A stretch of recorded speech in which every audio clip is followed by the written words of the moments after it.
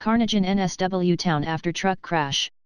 A driver who created absolute carnage when he crashed a stolen semi-trailer into a NSW Hunter Valley town has been arrested and is likely to be charged with multiple offenses.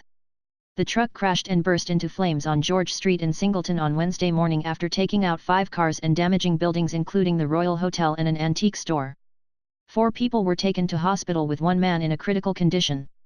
The semi-trailer was allegedly stolen by a 29-year-old man from a service station at Murrurundi, more than 100 kilometers away, about 7:30 am when the driver was paying for fuel. The alleged thief was then seen driving erratically along the New England Highway.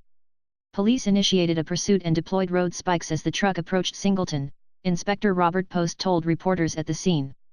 The semi continued for a few kilometers after hitting the spikes before colliding with the cars and buildings about 8:45 am. A critical incident investigation will be monitored by the Independent Law Enforcement Conduct Commission. The driving of the truck was reckless, to say the least, and criminal to say the worst, INSP Post said. It's believed the truck was carrying mushroom compost. INSP Post refused to comment when asked about reports the thief was armed. Obviously this could have been a lot worse, but it's bad enough the way it stands, he said. The driver was arrested and charges are expected to be laid. Network 10 reports he had a history of mental health issues. The licensee of the nearby Horse and Jockey Hotel described the aftermath as absolute carnage. I could hear the truck and brakes screeching and just crash after crash after crash, Daniel Story told AAP. He was going at least 100 km per hour. When he crashed, he got out of his truck and tried to get into another truck.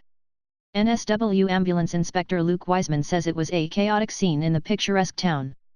The scale and the suddenness of the incident and the fact that it has happened in a smaller community means a lot of people are in shock, he said in a statement.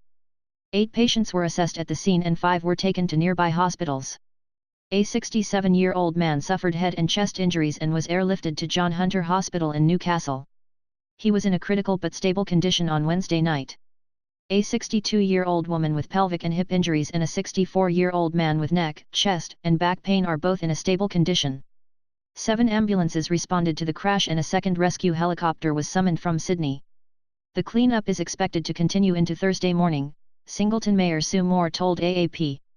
The mayor argued the crash was proof a bypass was needed to keep large vehicles out of the town.